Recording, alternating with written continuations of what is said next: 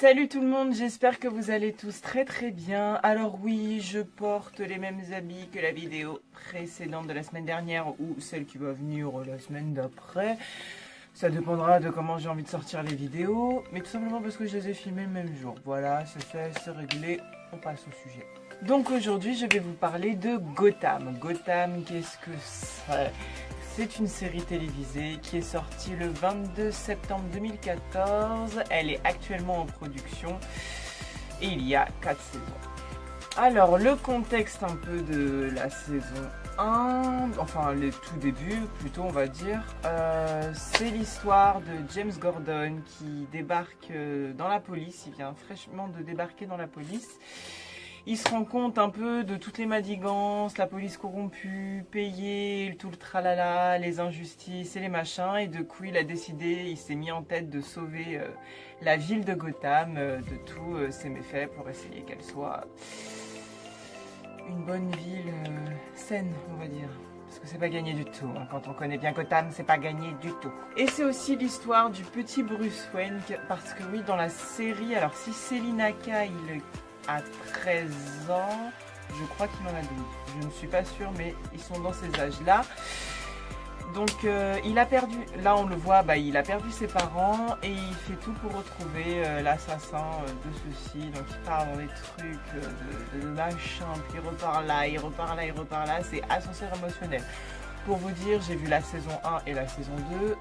Petit spoil, on apprend le mystère qu'à la fin de la saison 2. Donc bon, pour vous dire, il y a matière, voilà.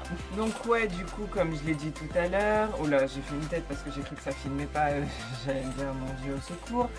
Donc ouais, comme je l'ai dit tout à l'heure, j'ai vu la saison 1 et la saison 2, et ce que j'aime beaucoup dans cette série, bon attention, hein, c'est pas la série waouh, mais ce que j'aime beaucoup dans cette série, c'est quand je vois le pingouin, Catwoman, Mr. Freeze, Enigma, je crois même que j'ai vu, je sais plus son nom, c'est Killer Croc, je crois. Je veux pas dire de bêtises, me tapez pas, mais j'ai vu l'homme lézard, mais oui, lui, c'est, si, lui, lui, il est dans Batman, je vois qui c'est, mais je crois que je confonds Killer Croc et un autre, je sais plus trop le nom. Mais ouais, j'adore voir le commencement de l'histoire de ces personnages quand ils sont tout petits. Il y a même l'épouvantail si je ne l'ai pas dit, je sais plus si je l'ai dit ou si je ne l'ai pas dit, mais franchement j'étais trop contente de les voir tous vu que c'est tous les super vilains de notre enfance au final, enfin tous ceux qui ont regardé le dessin animé Batman de 1992, voilà.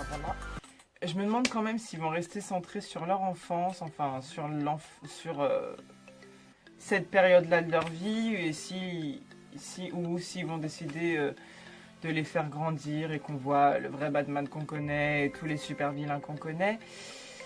J'ai un doute franchement sur ça, qu'ils arrivent à aller jusqu'à là, mais les enchaînements de la saison 1 et de la saison 2 me confortent dans l'idée qu'ils veulent suivre cette option-là.